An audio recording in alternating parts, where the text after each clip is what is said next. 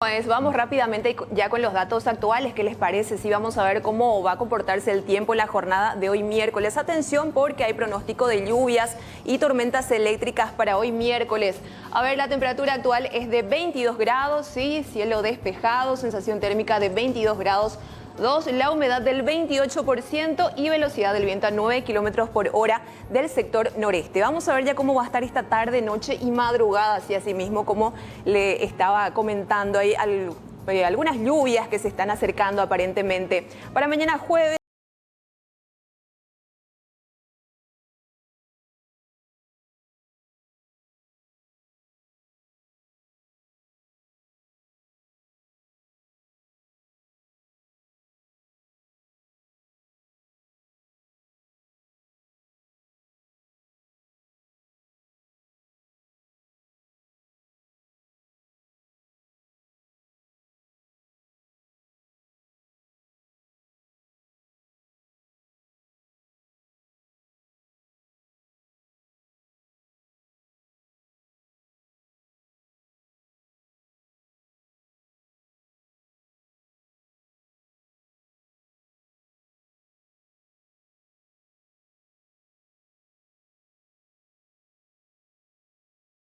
A ver cómo está el peso argentino. En la compra en 45 guaraníes y en la venta 65 guaraníes. Y el real en la compra en 1.150 y en la venta 1.210.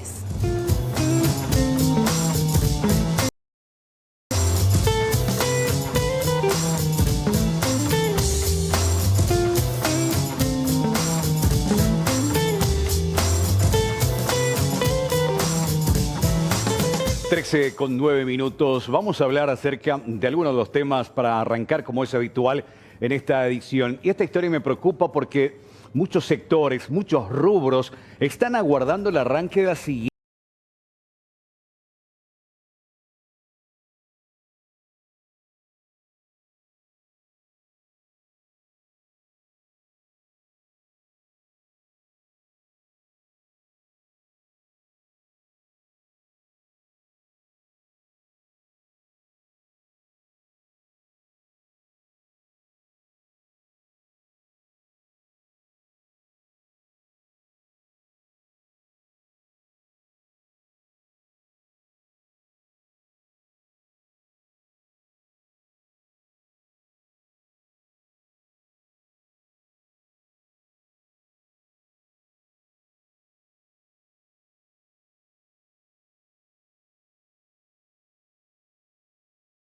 Viral y la mayoría de los casos sin nexos preocupan. Estamos hablando de Asunción, Departamento Central y el Alto Paraná, que están en la mira de salud pública por los casos registrados en las últimas semanas. Y anoche nos decía el doctor Sequera, por ejemplo, toda la zona del Chaco, donde ya no se reportaron casos positivos, podría avanzar a la siguiente fase sin ningún inconveniente.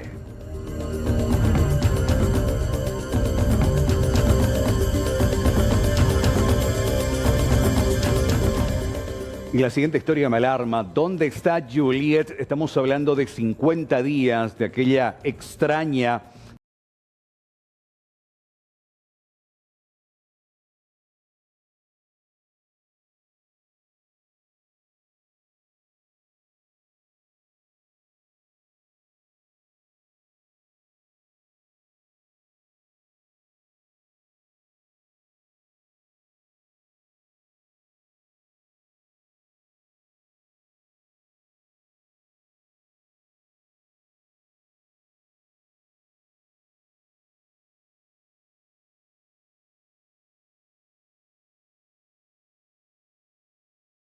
tapete. El abogado del padre que está en Europa, estamos hablando del doctor Oscar Tuma, que apunta sus sospechas hacia la pareja de la madre. No descarta, decía él, incluso en una entrevista, ninguna posibilidad, incluso la más trágica. Mientras tanto, se sigue buscando los rastros y tratar de armar esta historia, este rompecabezas para entender qué pasó con la niña Juliet.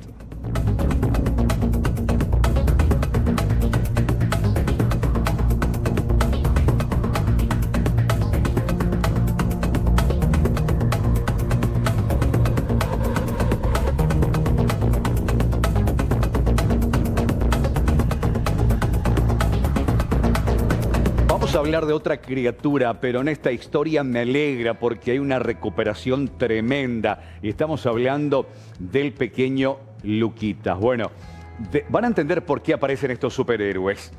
El director del Hospital del Trauma, Agustín Saldívar, manifestó que el pequeño de 6 años, baleado por efectivos de la policía, ahora da una respuesta acelerada a la curación, más de lo que incluso esperaban los médicos. Los galenos para los galenos fueron cruciales estas últimas 72 horas en las que se definieron la salud del pequeño. El médico, el doctor Saldívar, incluso contó que en la examinación que le hicieron esta mañana al pequeño, bien, respondió favorablemente a sus extremidades, principalmente, que era la preocupación.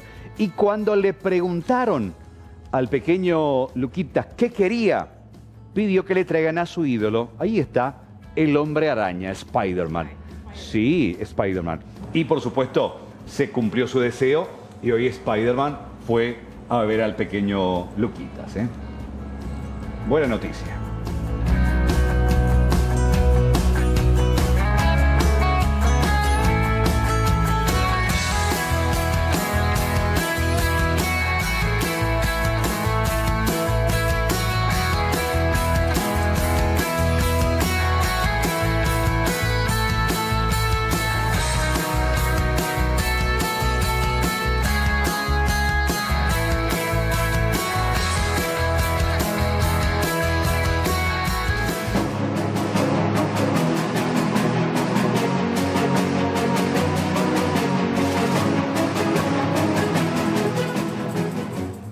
Bueno, Carlos, televidentes, ya avanzábamos acerca de este tema del informe de la Contraloría con respecto a los tapabocas vencidos. No solamente vencidos, también sobrefacturados que fueron proveídos durante la administración de Patricia Zamudio al Ministerio de Salud. Bueno, estamos precisamente ahí con nuestra compañera Fernanda Chamorro para que nos indique acerca de todo esto que se dio a conocer en la jornada de hoy. Contigo, Fernanda, buenas tardes.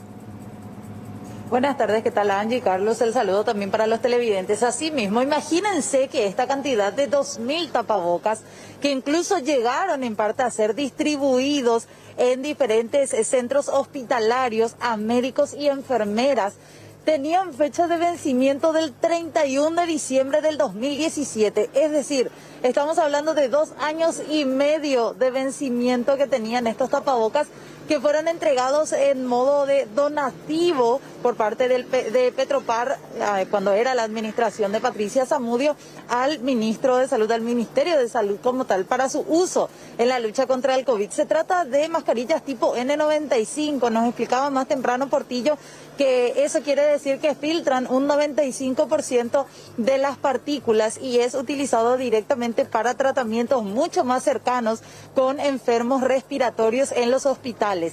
Todo un esquema aparentemente montado para lo que sería sobrefacturación. Según la Contraloría estaríamos hablando de unos 101 millones de guaraníes de posible sobrefacturación, no solamente en el caso de estos tapabocas, sino de otros insumos más que fueron adquiridos por Petropar.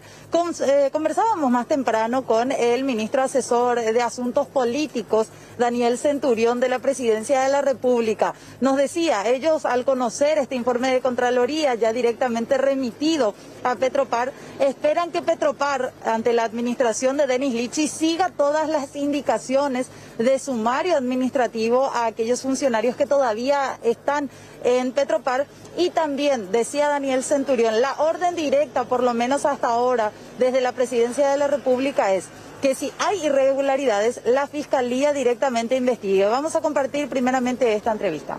No se percibe de que exista una gran mayoría, y hablamos de los liderazgos políticos, porque tenemos que ser precisos en eso. No existe una gran mayoría, sino al contrario, un minúsculo grupo que evidentemente, y es natural también, tenemos que saber convivir con eso. Mucha gente sigue creyendo en esa receta arcaica de que con la destrucción uno puede construir plataformas políticas, ¿verdad? Pero existe una gran mayoría. Yo creo que los liderazgos políticos han entendido e interpretado los momentos que estamos viviendo, no solamente en el país, sino a nivel mundial. A nosotros nos toca en un escenario privilegiado por las medidas que tomó el gobierno central a través del Ministerio de Salud del ministro Julio Mazzoleni y también el acompañamiento y acatamiento de la ciudadanía. Entonces, nosotros queremos de que continuemos en esa línea y que muy pronto podamos realmente salir con éxito de esta pandemia. Ahora, ¿no creen que benefician también a esos grupos lastimosamente los últimos hechos? El caso, por ejemplo, de Petropar, que ayer se daba este informe de Contraloría. ¿Cuál es la lectura que le dan ustedes a todo esto? Hablamos de mascarillas vencidas, incluso que fueron dadas como donación. Así es, la corrupción no es una invitada de este gobierno, la corrupción es una inquilina de la gestión pública de hace muchísimo tiempo, de décadas. Yo creo de que si hoy estamos identificando irregularidades es porque existe transparencia. Recordemos de que nosotros en nuestra administración tenemos una herramienta tecnológica que fuimos pioneros en la región con respecto al uso de los fondos destinados para el COVID-19, para enfrentar el COVID-19. Tenemos organismos internos como la CENAC, la constitución de un órgano de control desde el inicio del proceso hasta culminar que encabeza Arnaldo Yucio, y después los órganos naturales. O sea, hoy existe un control ciudadano, un control de los organismos naturales, y eso permite identificar esas irregularidades. ¿Y cuál es la posición del presidente de la República?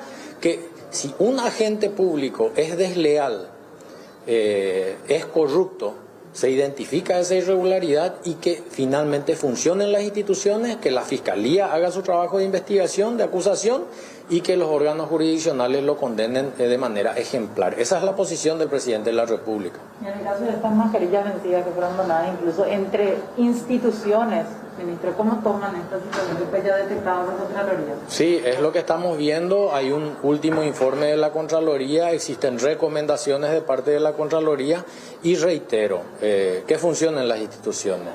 La Contraloría hoy da un informe que es un elemento administrativo, existen recomendaciones, la nueva administración toma esas recomendaciones, corrige las debilidades en los procesos administrativos, abre sumarios administrativos y en paralelo, si eso es un instrumento para el Ministerio Público, pues que la Fiscalía utilice esos elementos, pero que finalmente no exista impunidad, porque si existe corrupción es porque existe impunidad. Si uno es condenado cuando comete hechos irregulares, y más aún desde la función pública, que es deleznable de que uno, siendo un servidor público, trate de aprovecharse de su posición para satisfacer sus intereses materiales y personales. Entonces, que funcionen las instituciones y sean condenados ejemplarmente. O sea, ustedes por lo menos apuntan a eso, a que Fiscalía investigue también el caso de Petropar, unido ya con este tema del vencimiento de mascarillas de 95. Hay una investigación ya abierta, una carpeta fiscal con respecto al tema Petropar. Entiendo yo de que acá se identificó también irregularidades a través de la Contraloría, y que sea la Fiscalía la que finalmente determine si es un elemento que debe sumar a esa carpeta fiscal, a esa causa abierta, pues seguramente lo va a sumar. Si considera de que no, entonces es una decisión autónoma del Ministerio Público. ¿Están abordando también lo que tiene que ver con este informe del ministro Arnaldo Yucio? Sí, eso está culminando también. El ministro Arnaldo Yucio, con todo un equipo de trabajo, está haciendo, yo creo, un gran trabajo en materia de investigación, porque acá nosotros nos encontrábamos con instituciones que llegaban justamente al culminar el proceso. Entonces lo que se ha delegado en esta comisión integrada por el presidente de la República es identificar desde el inicio del proceso, porque hay que también ser claros con respecto a la ley 2051 de contrataciones públicas. Es una ley permisiva, se tiene que revisar, se tiene que modificar. Entiendo yo que ya existe también una propuesta concreta de parte de Pablo VI de contrataciones públicas y ajustar todos esos resortes. Históricamente... Bueno, realmente muy interesante, Fernanda, la apreciación de Centurión al ministro asesor de la Presidencia de la República. Y es importante destacar también el tema de la corrupción existe. Eso es una cuestión tangente porque hay documentos que avalan y documentos que hacen referencia a la Contraloría General de la República. Lo que no debe existir aquí es impunidad. Y ese es el gran mal. Y a veces uno dice, Fernanda, y conversando también acá con Angie, no, en los grandes países de primer mundo, no, sí existe. Existe también hechos de corrupción. Lo que no hay es impunidad, porque no importa ahí quién seas, si cometiste un hecho de corrupción y más todavía manoteaste dinero del Estado, te vas preso, no importa quién sea. El problema acá es que vos podés robarla cerca del Estado. Si sos un gran político de peso, no te vas preso, pero si robaste una gallina, estás en el pasillo de Tacumbú. Esa es la diferencia. Y es la injusticia justamente de nuestro sistema, Carlos, televidentes, y también Fernanda, de que esto se da y depende mucho de quién lo comete para que se dé una sanción ejemplar. Lastimosamente es así.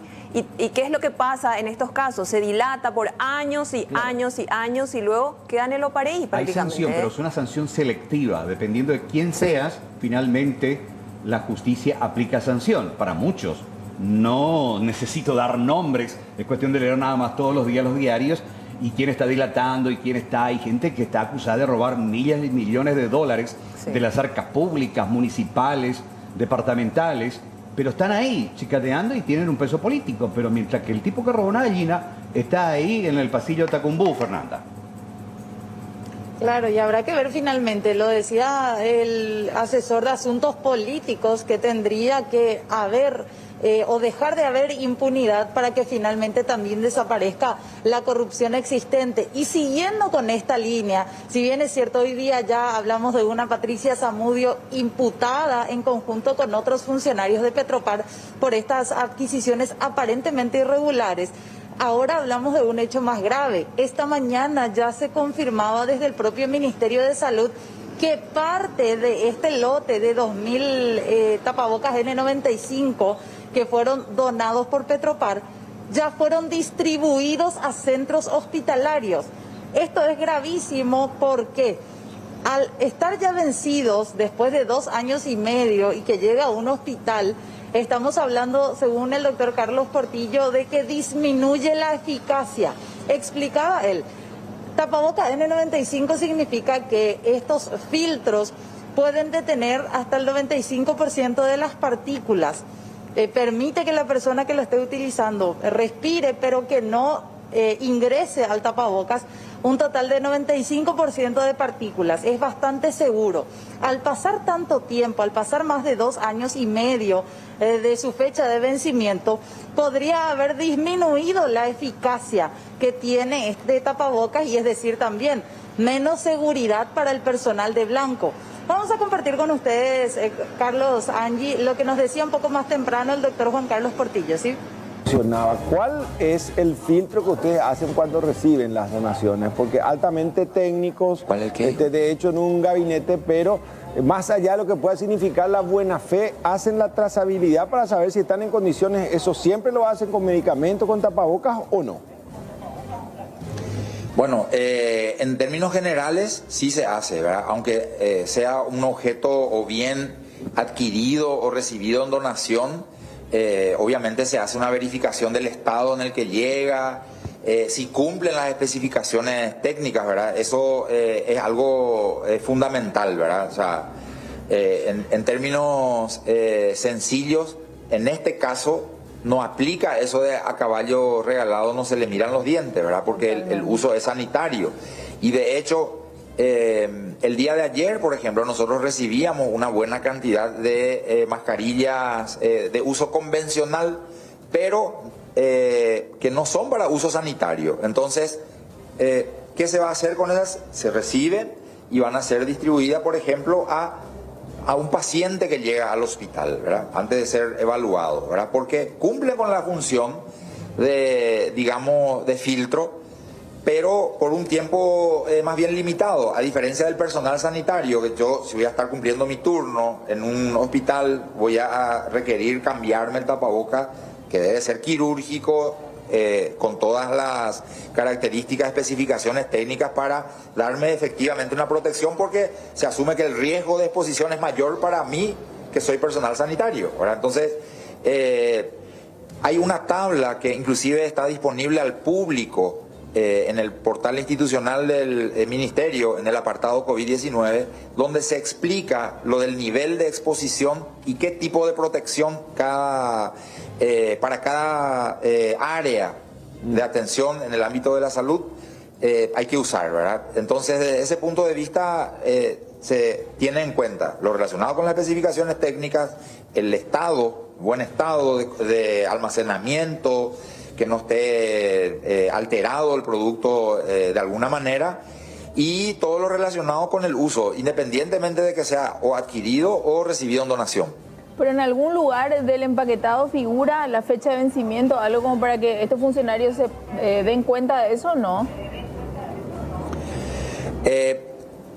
No, habitualmente sí, pero puede no, digamos, estar formalmente establecido en el empaque o en el insumo en sí, ¿verdad?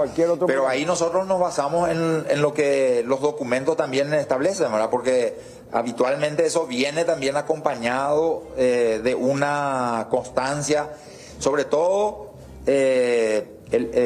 digamos, más que quién pudo haber sido el vendedor, importa quién fue el fabricante, porque es sobre la información del fabricante que se puede hacer la trazabilidad de fecha de fabricación, lugar y también, que es muy importante, la fecha de vencimiento.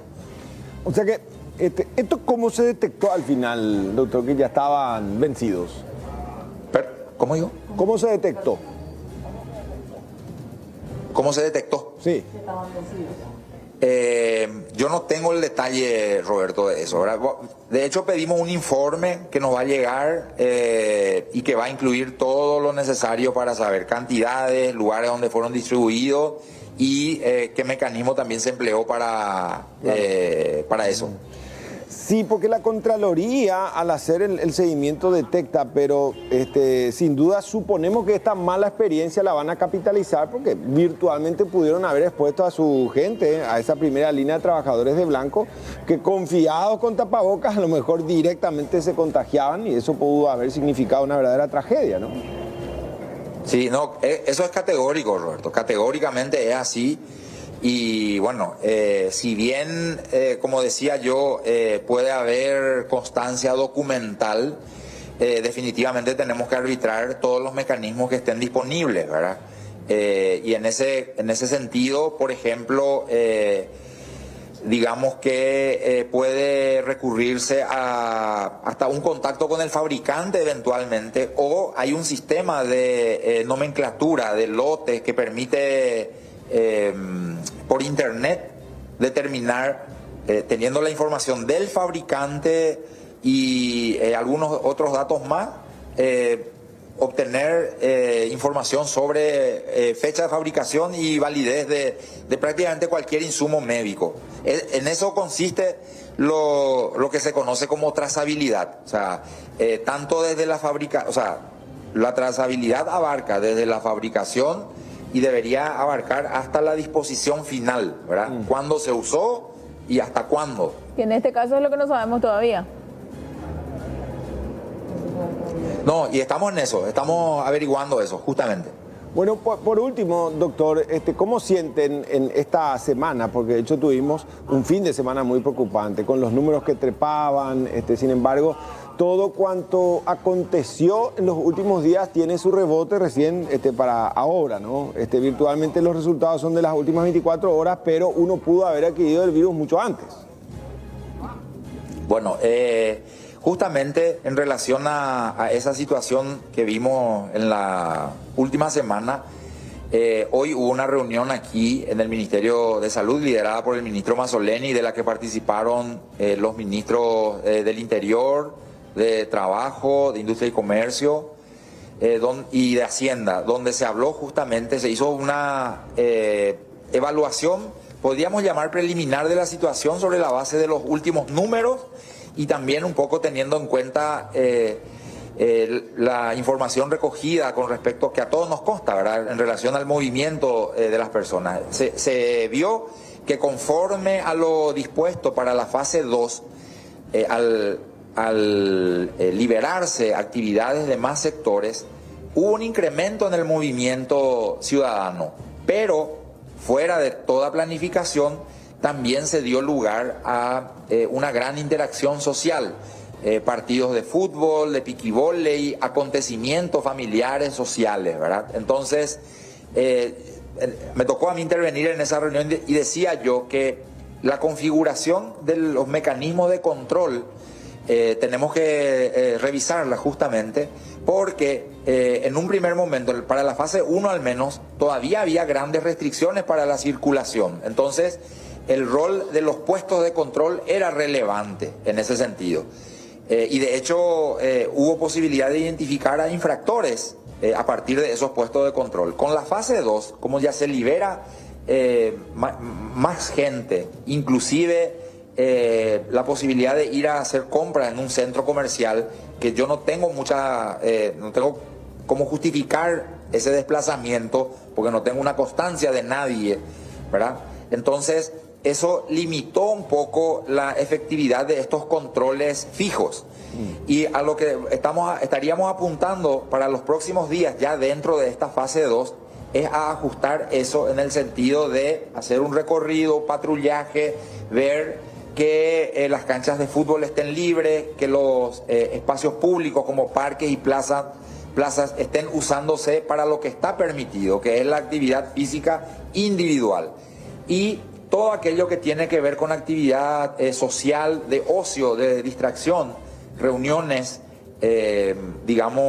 aglomeración de personas con ese fin, y hay que dispersar y eventualmente hay que evaluar si están en violación de la cuarentena, se tiene que aplicar la ley. Y en ese orden de cosas, esa es una de las conclusiones de esta reunión. También se hizo un análisis sobre la posibilidad de intervenir a nivel territorial localizado y se definió, digamos, que esa es una alternativa válida. Lo que en todo caso también se incluyó en el análisis es que este avance que se dio en materia económica, porque vimos cómo varios sectores se están reactivando progresivamente, es algo que tenemos que tratar de cuidar entre todos, ¿verdad? No solo va a implicar un retroceso en lo sanitario, volver a un encierro, sino que va a impactar mucho esto también en la dinámica económica del país. Y es algo que tenemos que tener en cuenta todos como ciudadanos en primer lugar, y fundamentalmente tenemos que apuntar a protegernos, a cuidarnos entre todos, y particularmente a la población que está en riesgo, a nuestros padres, a nuestros abuelos. A lo mejor yo salgo a jugar un partido de fútbol, inconscientemente pienso en mí, en mi bienestar, en lo bien que me va a hacer correr un poco después de tanto tiempo, pero puedo exponer a los mayores que viven conmigo, ¿verdad? Y eso es algo que tenemos que considerar, sobre todo porque corremos el riesgo de continuar con estas prácticas por fuera de lo que está permitido, disparar o hacer que se dispare, digamos, un brote o múltiples brotes o focos de contagio que pueden hacer que aumente de manera descontrolada el número de casos, y eso nos lleve a la saturación del sistema sanitario, que a toda costa estamos tratando de evitar y que lo venimos haciendo bien desde hace meses.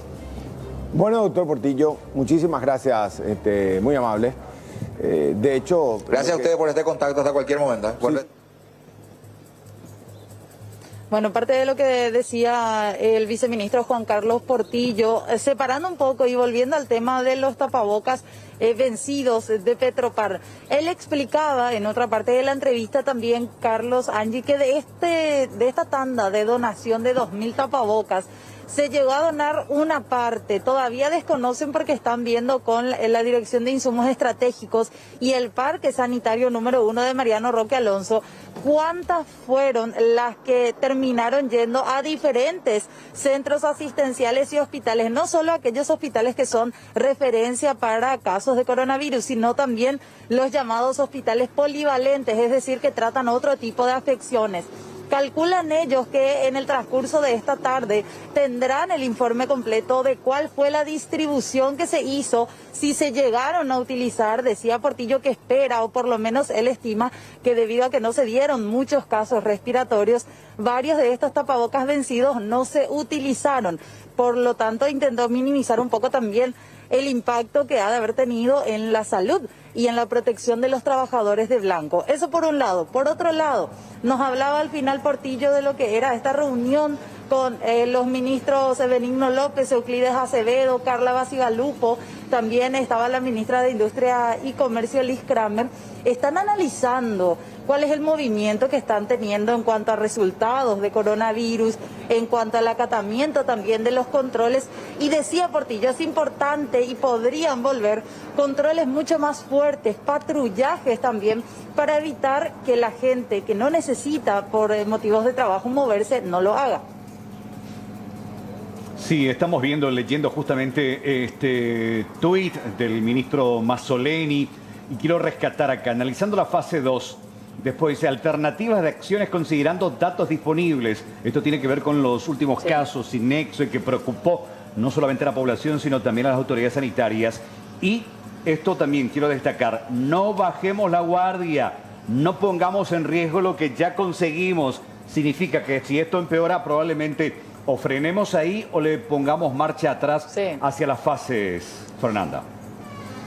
Y por lo menos lo que dicen desde el Ministerio de Salud es, no necesariamente podríamos estar retrocediendo, sino que si se dan casos sostenidos, varios días en donde aparecen en todos los informes casos nuevamente sin nexo, ahí es donde van a parar la pelota un poco desde el Ministerio de Salud. Y la gran posibilidad, cada vez se está hablando más, de la cuarentena territorial. Hacer que algunas zonas del país, por ejemplo, vayan avanzando y que otras no necesariamente retrocedan, sino que permanezcamos en algunos puntos de nuestro país en la fase 2, es decir, con estas restricciones que todavía tenemos, y que la fase 3 sea solamente para los lugares, las zonas de nuestro país que no tienen demasiados casos de COVID-19. Dependerá finalmente de la cantidad de casos sin nexo que vayan apareciendo. Ayer justamente, sí, ya ahí cerrando esto, porque ya tenemos el tuit de Mazzoleni, ayer decía justamente Sequera, el país está dividido en 5 regiones sanitarias.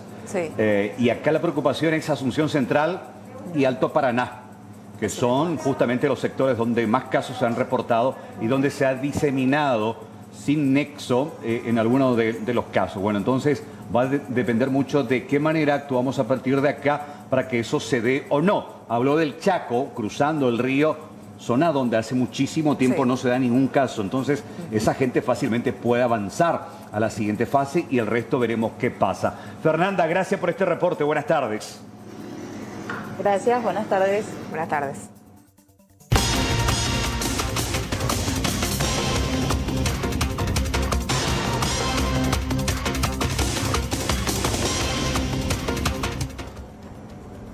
Bueno, rápidamente vamos con este tuit del ministro Mazzoleni. Vamos a ver el informe de hoy acerca del COVID-19 en nuestro país. A ver, de la fecha, el informe COVID-19, 3 de junio, procesamos 975 muestras, 57 dieron positivo, 39 del exterior, 10 contactos, 8 sin nexo, atención con esto, todos en aislamiento, 13 internados, 2 de ellos en terapia intensiva, 13 recuperados, sumando 511, total de confirmados, 1070, Carlos, televidentes. Bueno, importante destacar casi 1000 pruebas analizadas, 57 dieron positivo, 39 del exterior. acá viene siempre lo más preocupante, 10 contactos, 10 personas que tuvieron contacto con esta gente que vino del exterior, 8 sin nexo. ¿Qué significa? Gente que no tuvo contacto con nadie que vino del exterior, Sí. que ya se mimetiza dentro de la población, aquellos que justamente no pudieron con sus respuestas, sus antecedentes y la indagatoria que hace el Ministerio de Salud, determinar si hubo o no algún contacto. ¿Qué significa? Se diseminó entre la población, 8 sin nexo, todos en aislamiento. Ahora, acá, fíjense, 13 internados, dos de ellos en terapia intensiva. Esto también es importante destacar porque Sí. ayer se quiere decir, no solamente acá nos importa la cantidad de casos sin nexo, sino también el tema de las camas ocupadas. Así Cuanto mismo es. más Sí. casos de internación existan también, se activa la alarma. Ayer decía 20% es la cantidad, el porcentaje de camas ocupadas hoy. 20%. Llegamos al 40, cerca de 50 se activa la alarma y ahí sí, Sí.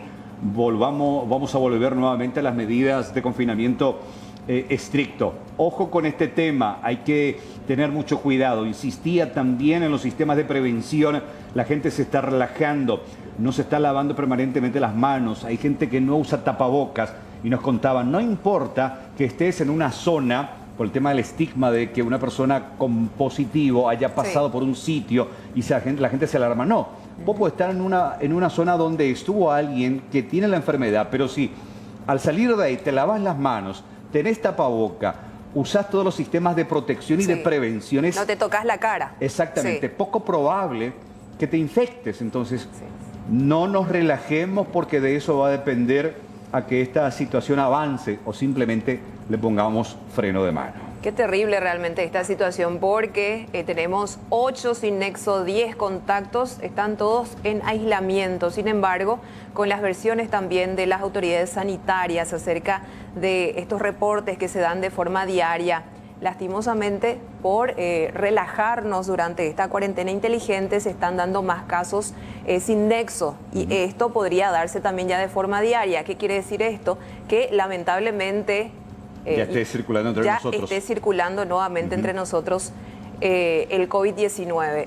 Y lo Circulación comunitaria. Sí, y lo de internados en terapia intensiva, eso sí me preocupa. Subió porque también la cantidad subió de... la cantidad de internados y también los casos de terapia intensiva. Lo que me preocupa es que lamentablemente las estadísticas no son muy buenas en cuanto a la gente que pasó por terapia. Sí, Así hasta ahí. mismo. Bueno.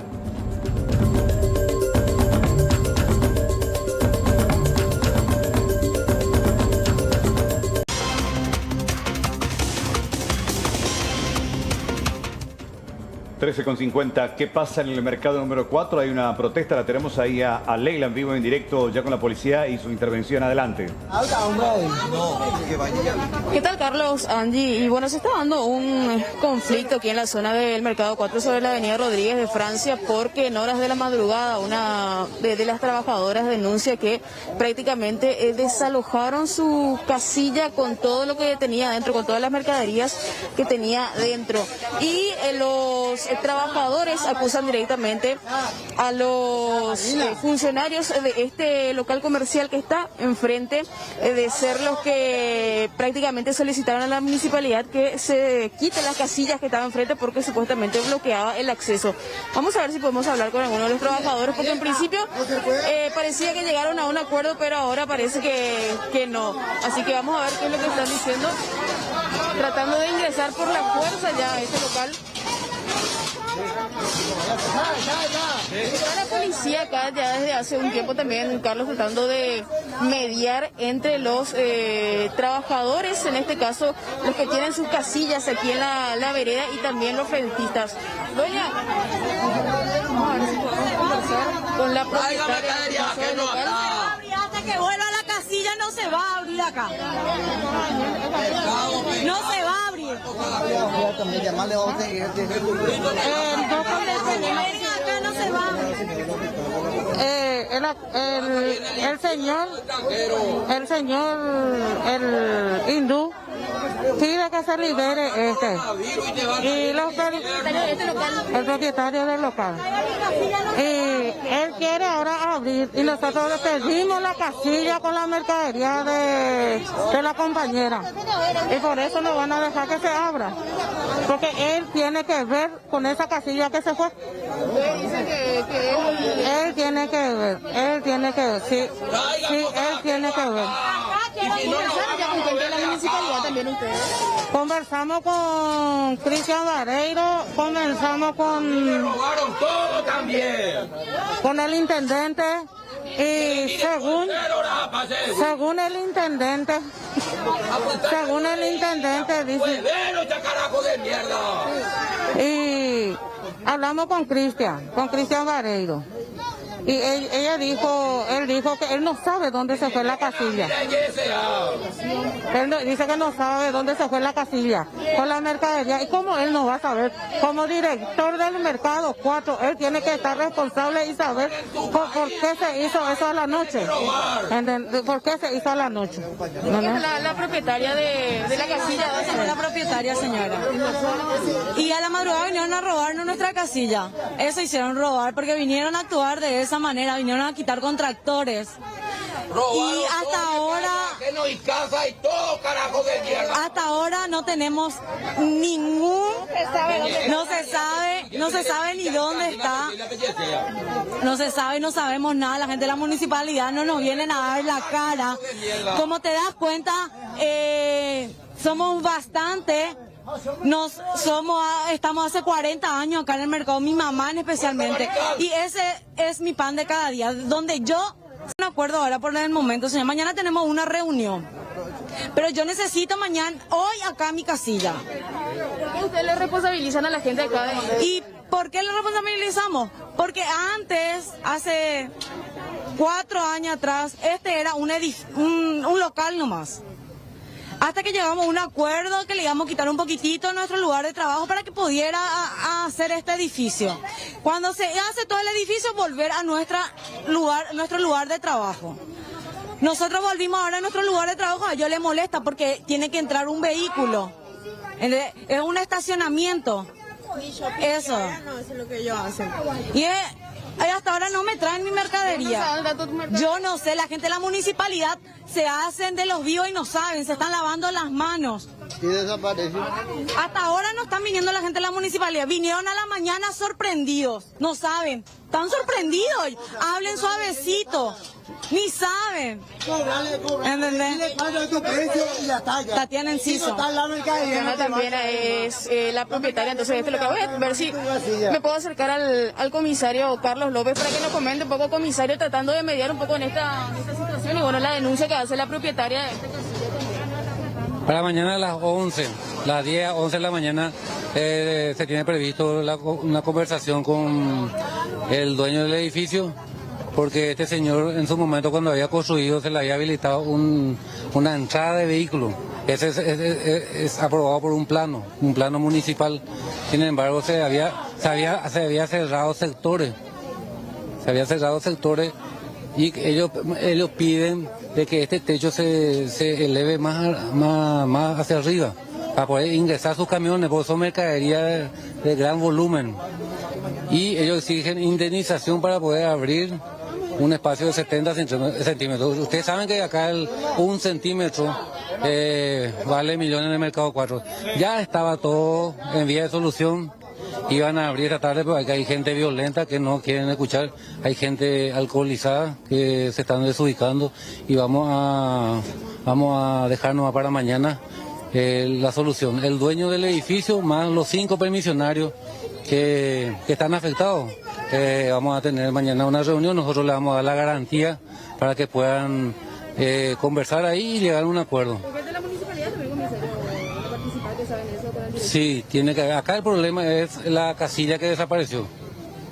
Que mañana posiblemente van a traer, se le llevó en un depósito, no sé por qué no quieren contar dónde está la casilla, pero yo creo que mañana ya van a entregar. ¿La gente le responsabiliza al propietario de este local por el tema de la pérdida de la casilla supuestamente? No, ¿por qué le responsabiliza si él tiene su derecho? Acá tiene entrada de estacionamiento, que cuando uno construye un edificio, la municipalidad mismo le obligó a que tenga una entrada de vehículos. y le obliga, sin embargo se cierra la calle, ¿verdad? Entonces acá es solucionar con ambas partes. Ellos lo que piden también es que se respete lo que está... Claro, si tiene cantidad de mercadería que tiene que meter. Y si es que deja afuera su vehículo de gran volumen, que tiene que bajar fardos de ropa o calzado, la misma municipalidad es la que viene y le multa por estar estacionado ahí. Entonces está en contradicción. Le obliga a tener un estacionamiento, pero en contrapartida no le dejan entrar. Mañana se lleva a cabo la reunión entonces. Mañana entre las 10 y las 11 de la mañana está prevista una reunión en un lugar que ya se estableció y ahí yo creo que se tiene que dar una solución, pero la condición es que aparezca la casilla. Muchas gracias. Entonces, comisario principal Carlos López interviniendo entonces también en toda esta situación, Carlos, que por momentos se descontroló, incluso más temprano también los trabajadores de este lugar, de estos locales, en este caso, procedían a cerrar de forma intermitente la avenida Rodríguez de Francia, como medida de protesta ante esta situación, porque a una trabajadora prácticamente le quitaron su casilla, la casilla desapareció, todas las mercaderías que estaban dentro también desaparecieron. Ahora aparentemente las aguas se calmaron, mañana se va a llevar a cabo una reunión entre los permisionarios, también el propietario de este local comercial que se encuentra enfrente y bueno, autoridades de la municipalidad también para tratar de llegar a un acuerdo. Sí, es una situación muy compleja, complicada y que se arrastra de décadas porque ambos tienen en cierta manera razón. El dueño de esta galería que construyó y que necesita su espacio para el ingreso de vehículos exige algo que le corresponde. Pero también dice la señora, yo estoy del 80 y piquito, 90. Desde el 1981, específicamente, dice ella, que está ahí en ese lugar. Y la municipalidad me cobra un canon. Sí. Entonces, de cierta manera, le está legalizando su estadía ahí. Claro, y es la situación de muchísimos permisionarios ahí en el mercado número 4. Es una historia muy compleja, pero ojalá que puedan llegar a buen puerto y que también se devuelva así su mercadería. Claro. Y puedan resolver esta situación bastante conflictiva en un sitio donde habitualmente este tipo de inconvenientes ocurre con frecuencia. Leila, gracias por este reporte. Buenas tardes. Hasta luego, buenas tardes. Hasta luego. Bueno, 14 puntualmente en la República del Paraguay. Reiteramos, temperatura muy agradable a estas horas en Asunción porque hay un sol radiante, pero ojo, para esta noche se anuncia lluvia. Exactamente, para las próximas horas lluvias y ocasionales tormentas eléctricas. Y descenso de temperatura nuevamente, así es que a tener todos los cuidados. Hay mucha atención con esto. Hacemos un breve corte, enseguida continuamos con más informaciones aquí en Primera Edición. Hablamos de esta noticia destacada. La Asociación de Transportistas del Interior del país realizan esta medida de fuerza en la terminal de ómnibus de la ciudad de Asunción porque sus buses ya no están ingresando hasta esta institución. Esto tras exigir a la terminal de ómnibus una reducción del 50% en el abono de las tasas teniendo en cuenta la pandemia. Desde las 0 horas, las personas que desean viajar al interior abordan los buses sobre la avenida República Argentina. ¿Vos vas a viajar al interior del país? Sí. ¿A qué hora llegaste acá? Las 5:30. ¿Pero estás viniendo de Asunción y vas a otro lado? No, estoy viniendo de Filadelfia. ¿De Filadelfia? ¿Y ahora dónde vas a ir? A Villa Florida, Misiones. Ah, bueno. Vos, por ejemplo, cuando viniste de Filadelfia, ya te bajaron directamente acá, no es que ingresaste a la terminal. No ingresé en la terminal porque me dijeron que de balde iba a entrar y encima tengo criaturas también, pues. ¿Desde qué hora estás acá? Y las 5:30 me bajé acá. 5:30. Y todavía no sabes a qué hora va a venir el bus que te va a llevar a... Las 7 me dijo lo que estaban vendiendo. ¿Qué te dijeron? Que solamente acá vas a poder abordar. Acá vas a pagar tu pasaje, acá todo. Todo acá me dijo. Bueno, cuesta un poco porque está en la intemperie, vos tenés 2 chicos en este caso, pero menos mal viniste preparada con los abrigos y con la frazada. Y sí, ¿qué vamos a hacer? Es lo que hay. Y a continuación vamos a hablar también de estos operativos que se están realizando, prosecución a este robo en la cooperativa Medalla. Varios procedimientos que se realizaron en la jornada en varios puntos del departamento central y que derivó en la detención de 6 personas implicadas en el robo de la caja fuerte, recordarán, de la cooperativa Medalla Milagrosa. Los investigadores lograron dar con el vehículo utilizado en el atraco. El mismo quedó registrado en cámaras de circuito cerrado. Lo que incautamos en el allanamiento, que es el Corolla Premio color gris, vio de que ese vehículo fue incautado y que la funcionaria del Poder Judicial fue detenida en el allanamiento.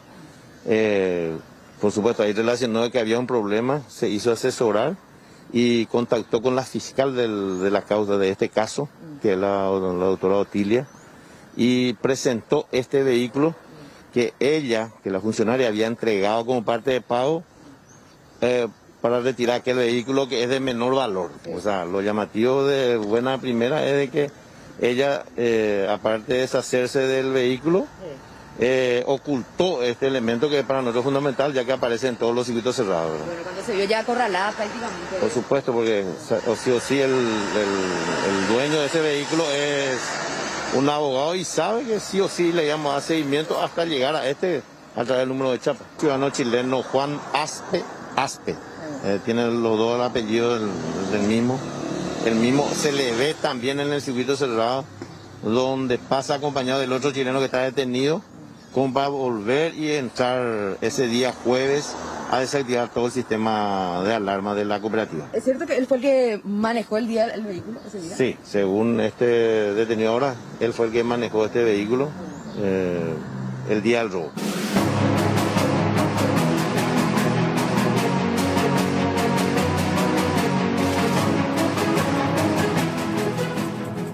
La tenemos en comunicación, agradecemos su tiempo, la doctora Yolanda González, ella es directora del Hospital Nacional de Itauguá. Doctora, ¿cómo le va? Muy buenas tardes. Buenas tardes, Carlos. Es un placer. Doctora, dígame, tenemos entendido, en el hospital hubo un caso de COVID-19 confirmado, un paciente en tratamiento oncológico, y eso obviamente también derivó en su efecto dominó para el resto del personal que estuvo al cuidado de esta persona. ¿Es así? ¿Cuál es la situación actualmente, doctora? Sí, tenemos un paciente COVID positivo que sigue internado en terapia intensiva, o sea, en el bloque especialmente designado, que es un bloque respiratorio. Teníamos 10 enfermeros que estaban en cuarentena por relación directa, cuyos primeros resultados son todos negativos. Sí. Mañana se hace la segunda toma porque generalmente a los 5 días después, ¿verdad? Partimos ya casi una semana y hasta ahora ninguno de casi más de 50 personales, todos cumplieron con la protección adecuada, ninguno dio positivo. Finalmente, ¿cuánta gente estuvo en contacto con el paciente, doctora? No, lo que realmente desde la entrada del hospital él estuvo internado en un área. Sí.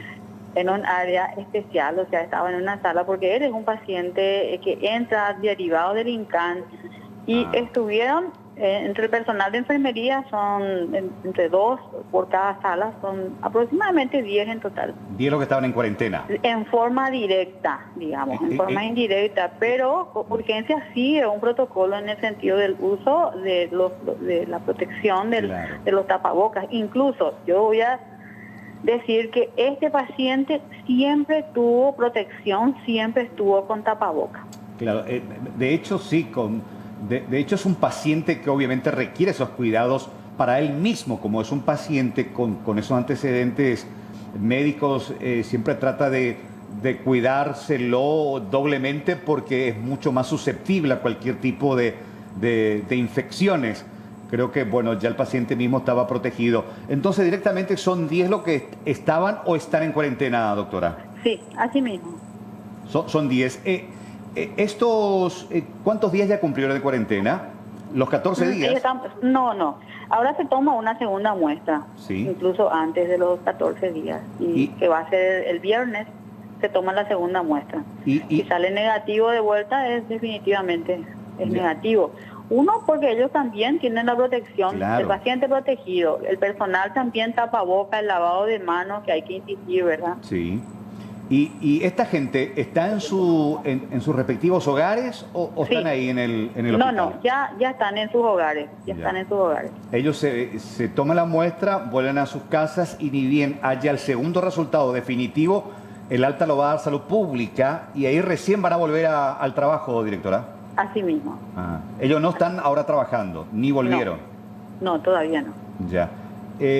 ¿Cómo está el paciente? Aprovechando, doctora, ¿cuál es su cuadro? El paciente está estable, o sea, digamos por la parte de su neumopatía, o sea, de lo que le llevó al nacional de su problema respiratorio, pero en sí ustedes tienen que entender que es un paciente oncológico que estaba en radioterapia ya como una medida ya paliativa o alternativa, digamos, contra eso. O sea, su patología de base es lo que acá nos ayuda, porque es una persona muy joven.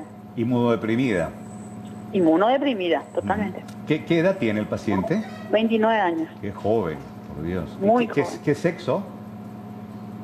Sexo masculino. Sexo masculino. No, me duele mucho nada más una persona tan joven con esta enfermedad de base y justo ahora con la complicación del COVID-19. Y a él se le practicó también este segundo test, ya está en proceso de recuperación de esta enfermedad. Sí, hoy se realiza la segunda toma, y vamos a ver su evolución. Es buena dentro de todo lo que él es un inmunodeprimido. Sí. Está con buena evolución, pero tenemos la patología que hace un año está sobrellevando un tumor cerebral. Ya, entiendo. ¿Era luego paciente de ustedes? Era paciente nuestro de neurocirugía. Ya. Y si todo sale bien, ¿cuándo regresarían estos enfermeros a trabajar? Ellos van a hacer su nueva prueba en 2 días. Posterior a eso, si sale negativo, de vuelta al trabajo. El lunes probablemente ya entonces. Sí, porque son así mismo, el lunes. 24 a 48 horas las pruebas. Sí, así mismo. Doctora, muchísimas gracias por su tiempo. Gracias a ustedes. Gracias. Queríamos saber justamente la evolución, tanto de su personal de Blanco como también del paciente. Gracias por su tiempo. Ahí está la doctora Yolanda González, directora del Hospital Nacional de Itauguá.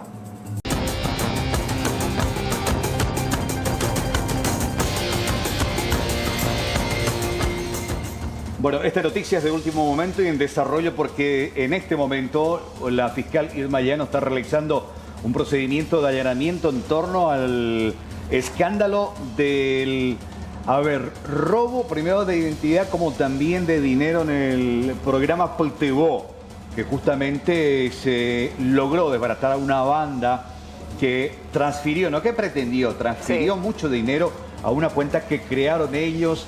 Se habla de complicidad. Se habla de gente que filtró información desde Hacienda. Lo cierto y concreto es que manipularon el sistema y lograron embolsarse con 350 millones de guaraníes. Por fortuna intervino la policía ante la alerta que hizo el sistema Bancar, que no permitió que ellos efectivicen, que cobren esa plata, que se va obviamente devolver a los beneficiarios. Pero en torno a esta investigación hay un procedimiento en este momento. En instantes vamos a darles más informaciones, nuevos datos acerca de la investigación de este caso. Es una noticia de último momento. Ya en instantes te vamos a brindar más detalles de todo esto.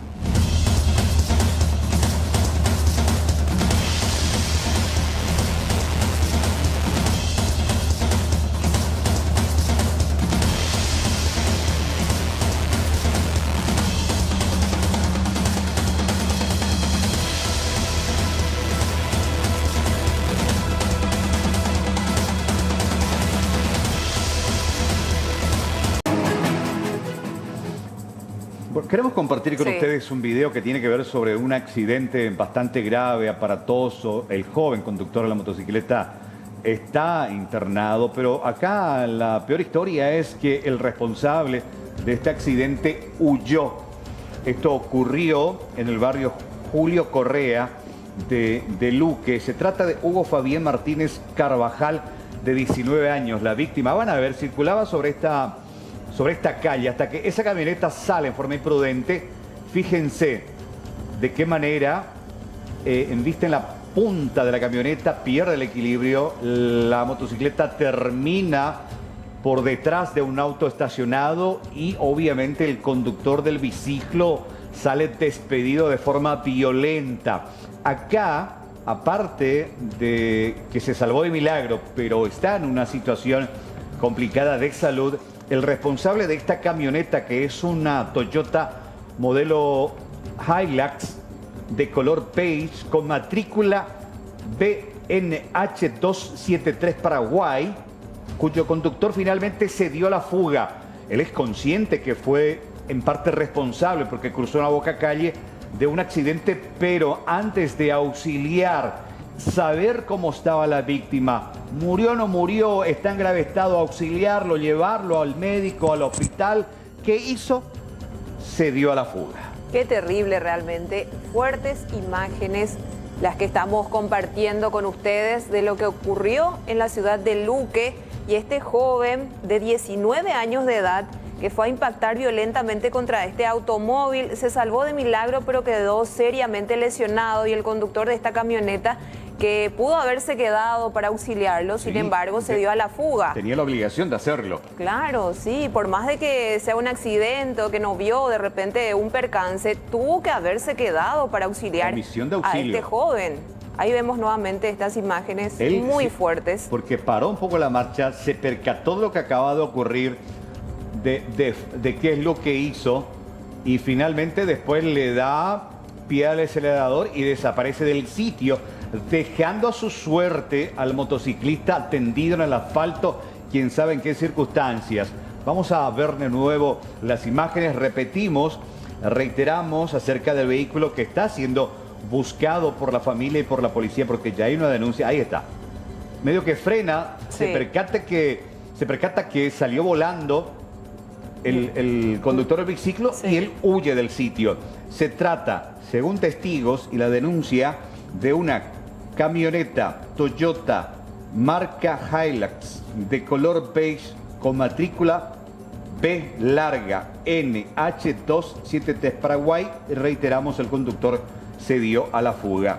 Acá lo importante sería poder ayudar a esta gente, a la policía, a saber descubrir y detectar quién es el conductor de este biciclo, por qué huyó, por qué dejó a su suerte a este hombre, a este joven de 19 años que, bueno, terminó con serias lesiones. Por fortuna la información que tenemos que no falleció, pero sí tiene serias lesiones después de este percance.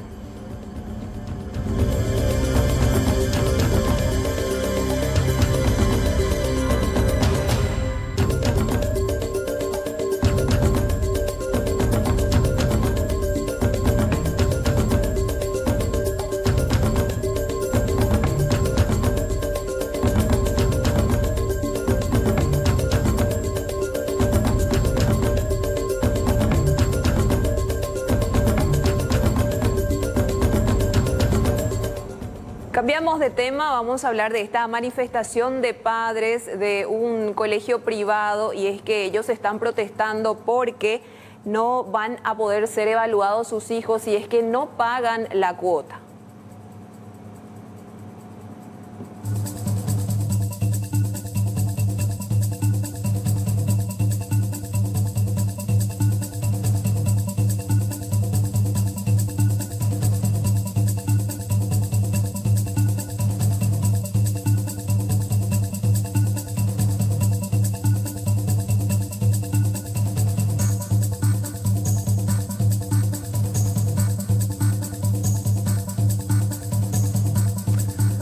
Y ayer también se hacía público este reporte, este informe de más de 50 hojas que presentó la Contraloría en base a la denuncia radicada en torno a la compra irregular de algunos insumos dentro de la urgencia de la pandemia, pero que según este relato, este documento, lapidario por cierto, no tenía precisamente la característica de urgencia. Se habla incluso de algunos tapabocas vencidos, de sobrecostos.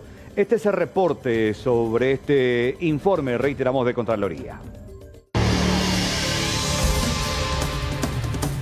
Entre las conclusiones principales de la Contraloría, se destaca que la contratación realizada por Petropar, adjudicada a la firma Solumedic por la vía de la excepción por más de 359 millones de guaraníes, no se enmarcó dentro de una situación de urgencia impostergable. La adquisición de productos e insumos se realizó el 19 de marzo pasado bajo la excusa de la pandemia del coronavirus. La institución no requería en forma urgente todos los productos adquiridos, como ser agua tónica, termómetros de uso industrial, bidones peatones, entre otros. Se pudieron haber visto mejores opciones para la institución y al optar por la compra directa por la vía de la excepción, se privó de obtener precios más ventajosos por alrededor de 62 millones de guaraníes. La institución tampoco pudo justificar la entrega de insumos y equipos a los funcionarios de Petropar por un valor superior a los 81 millones de guaraníes, pues no se encontraron documentos respaldatorios, señala la Contraloría. En otro punto del informe, se resalta que las mascarillas descartables N95 adquiridas por la entidad no se ajustaban a las especificaciones técnicas y si bien las cajas no contaban con fechas de fabricación y de vencimiento, la Contraloría verificó con el fabricante que el lote entregado había vencido ya en el año 2017. De este grupo, 2.000 tapabocas fueron donados por Petropar al Ministerio de Salud Pública para destinar al personal de blanco. En su momento, sin embargo, la titular de Petropar justificaba estas adquisiciones. Hemos llamado a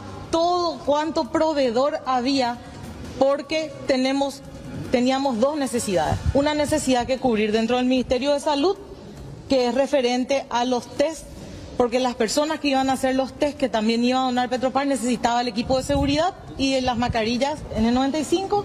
Y por otro lado, la necesidad interna de los funcionarios de Petropar, que ustedes saben muy bien. Ellos están día a día, nosotros no paramos ni un solo día, están día a día ahí recibiendo remolcadores que vienen de afuera, que vienen de la zona del Río de la Plata, que tienen contactos con barcos que vienen de otros continentes inclusive. El ente contralor expresa además que los informes proveídos por la institución petrolera no han justificado plenamente que los ítems adquiridos contribuyeron para el combate efectivo del COVID-19. Si un agente público es desleal, es corrupto, se identifica esa irregularidad y que finalmente funcionen las instituciones, que la Fiscalía haga su trabajo de investigación, de acusación y que los órganos jurisdiccionales lo condenen de manera ejemplar. Esa es la posición del presidente de la República. El 29 de mayo último, la Fiscalía imputó a la extitular de Petropar, Patricia Zamudio, por el hecho punible de lesión de confianza en calidad de autora, mientras que otras 21 personas fueron procesadas bajo la misma figura en calidad de cómplices, luego de las presuntas irregularidades y sobrefacturaciones en la adquisición de mascarillas y agua tónica. Las conclusiones de la Contraloría refuerzan la investigación fiscal.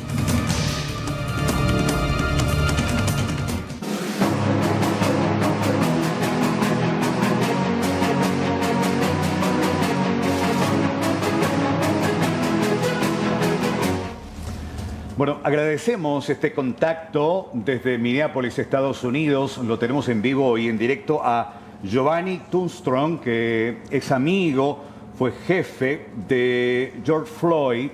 Esta historia que ha conmovido al mundo entero y que ha puesto en debate justamente sobre la situación de este tema que para el siglo XXI hablar de color de raza parece hasta tomado los pelos, pero sigue siendo un tema polémico. Giovanni, desde Asunción, Paraguay, muy buenas tardes, gracias por este contacto, bienvenido. Muchas gracias y saludo a todo el mundo allá en Paraguay. Bueno, realmente una historia que conmovió no solamente a Minneapolis, a Estados Unidos y al mundo entero. La historia de George, que tengo entendido, trabajaba contigo, amigo tuyo. ¿Podés contarnos un poco para conocerlo un poco más a este hombre? Sí, Floyd trabajó 4 años conmigo como seguridad en un negocio latino, se llama Conga Latin Bistro, que es un restaurante, bar con baile. Floyd trabajó viernes, sábado y domingo, y Floyd era una persona alta, fuerte, pero con un carácter sencillo, humilde. Floyd era una persona que siempre te abrazaba, te saludaba con un beso, te daba la mano, trataba a todos los clientes con respeto, una persona pacífica, una persona que siempre estaba dispuesta a ayudar si tú necesitabas ayuda. Floyd duró 4 años trabajando conmigo y yo nunca tuve una queja de él, nunca lo vi a él sacando a alguien con violencia o usando su tamaño para intimidar a alguien. Floyd era mi amigo, porque cada vez que trabajaba él siempre estaba ahí ayudándome, hablábamos, bebíamos juntos, era una persona bien cariñosa. Yo le renté una de mis propiedades porque me dijo que quería hacer de Minneapolis su casa y quería traer a su hija para vivir con él acá. Y desafortunadamente el destino le quitó los sueños a él y he perdido un amigo, un empleado ejemplar, y me duele mucho. Él estaba en Minneapolis solo. ¿Dónde tenía la mujer? Tengo entendido que tenía una hija o más. ¿Qué más sabes al respecto, Giovanni? Sí, me dijo que se mudó para acá de Houston para cambiar su vida. Cuando yo lo empleé, yo siempre después de cerrar le invito una bebida alcohólica a mis trabajadores, frente a la seguridad, y él no quería tomar. Me dijo que quería dejar su pasado atrás y empezar de nuevo, y que le gustaba Minneapolis, y me habló de su hija nada más. Ahora me he enterado que tiene más hijos y que hermanos, hermanas, pero sí tenía una novia aquí que quería casarse con ella.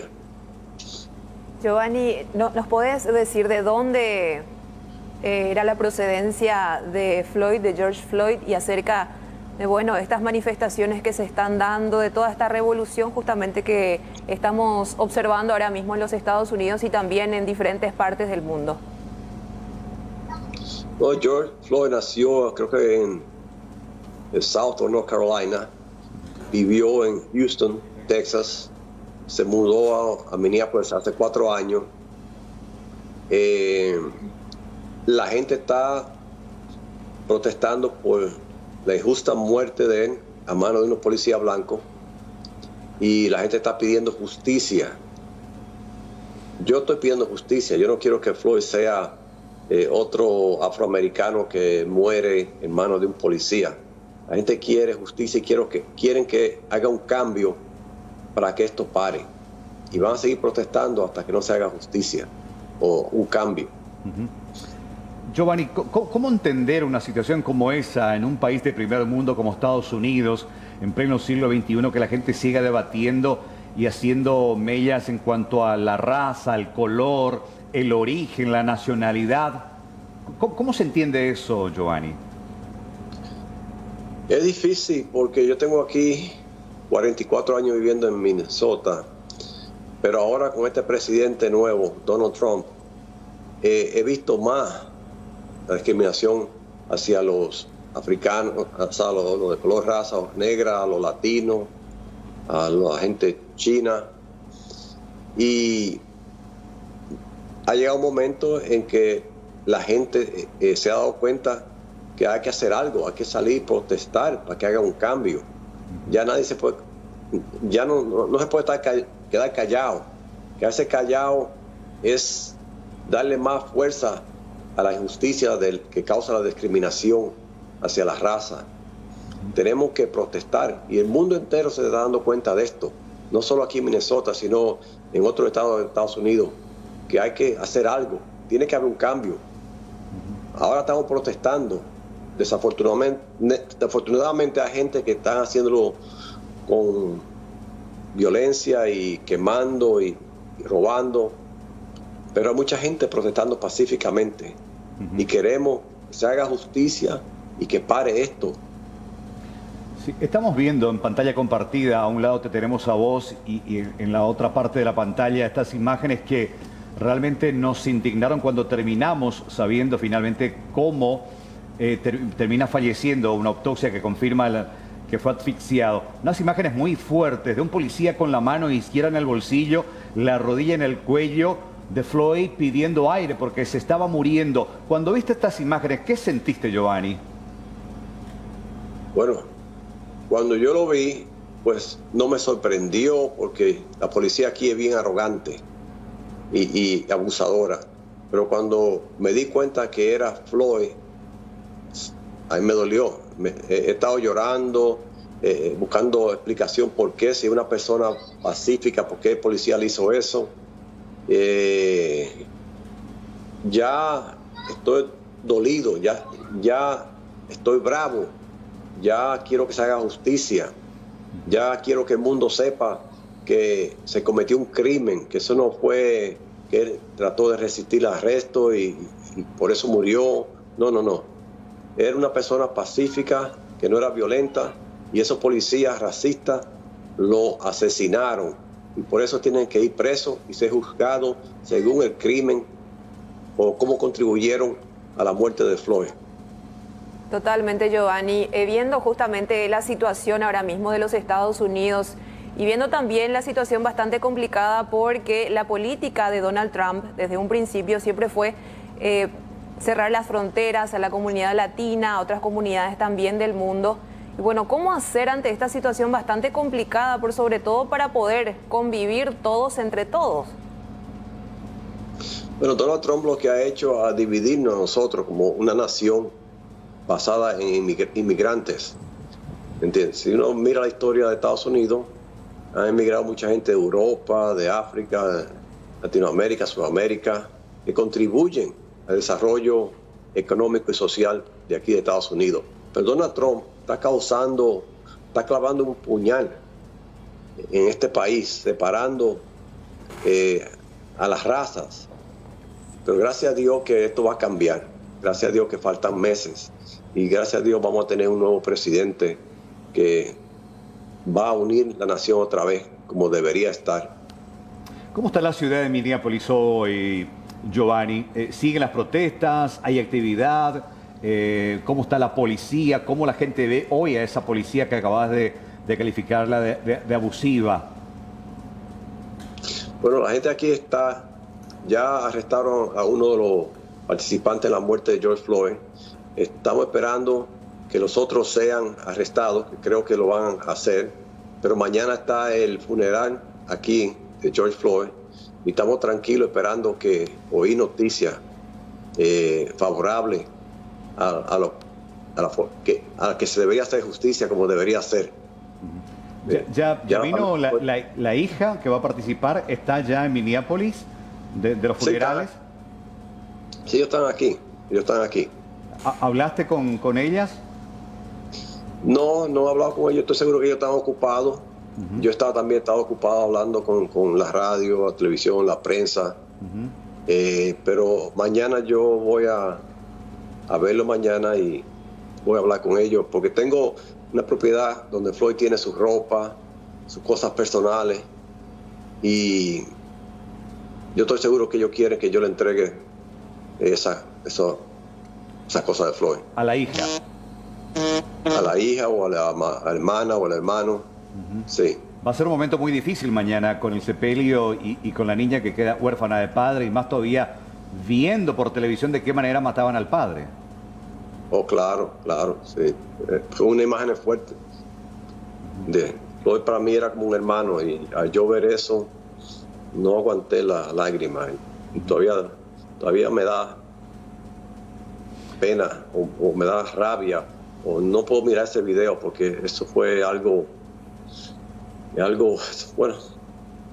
¿Qué pudo haber pasado? Porque me hablaste de un Floyd grande, de una masa muscular importante, se ve en las imágenes, pero un hombre pacífico al mismo tiempo, que no consumía alcohol.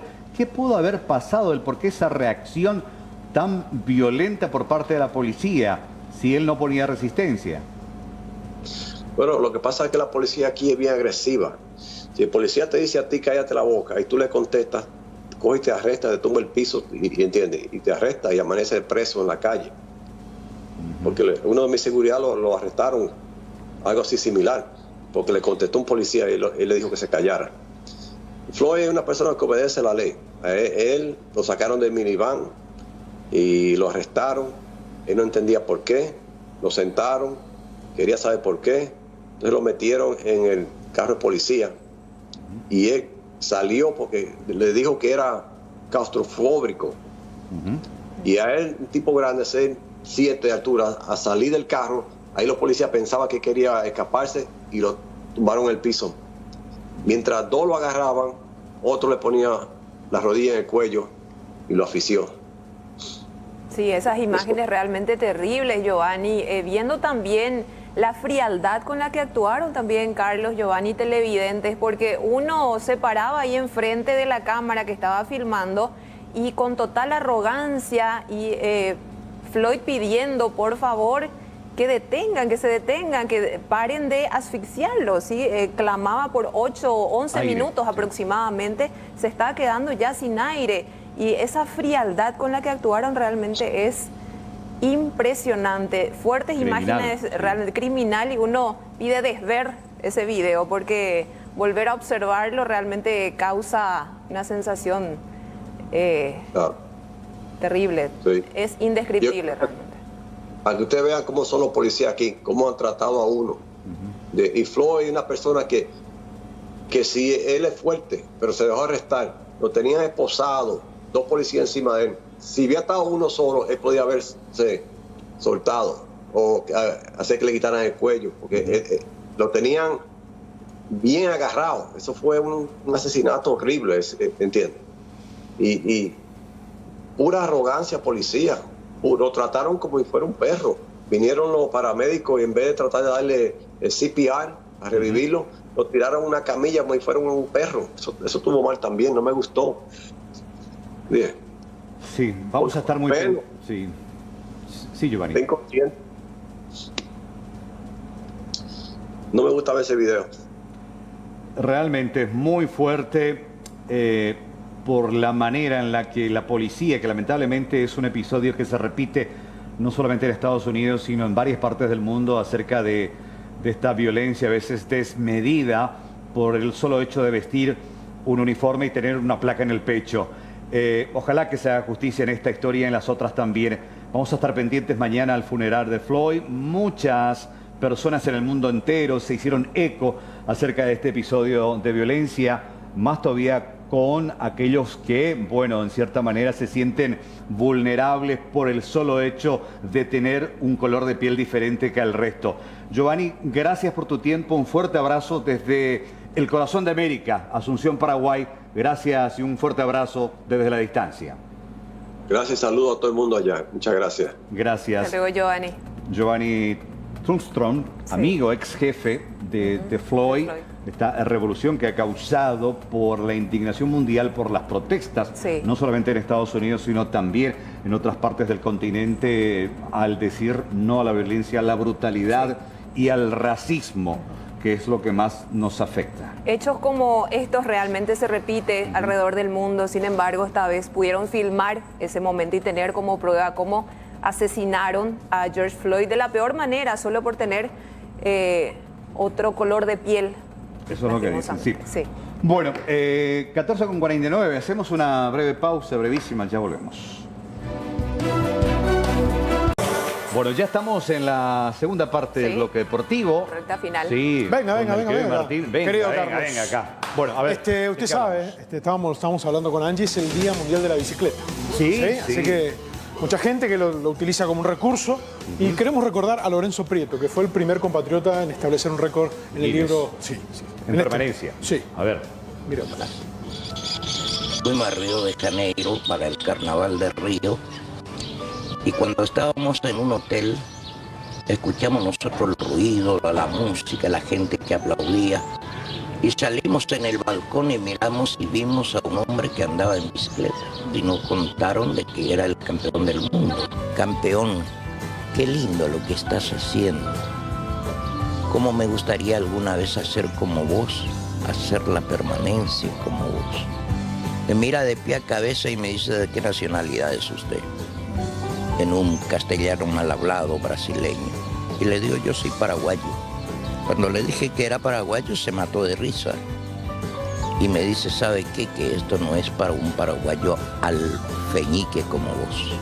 Entonces me separé de él unos metros y le dije, mira, acuérdate, campeón, de que yo voy a ser el que te va a sacar el título. Cabe destacar que también compartió escena con conocidos actores de Hollywood en varios papeles como doble de cine. A lo largo de su vida se dedicó a muchos rubros. De pequeño fue lustrabotas y vendedor de diarios. También fue locutor, músico, boxeador y hasta periodista deportivo. Prieto era multifacético y siempre se destacó en todo lo que emprendió. A los 96 horas, Silky Savage abandona el evento. A mí ya me gritaban virtual campeón del mundo. ¿Cuántas horas lograste? En esa época, 178 horas 15 minutos. ¿Qué dijo Silky? Y Silky Savage ya no se bajó del Hotel Guaraní. Lorenzo Prieto nació en Villa Hayes el 27 de octubre de 1943. Supo escribir grandes historias y dejó un legado difícil de superar.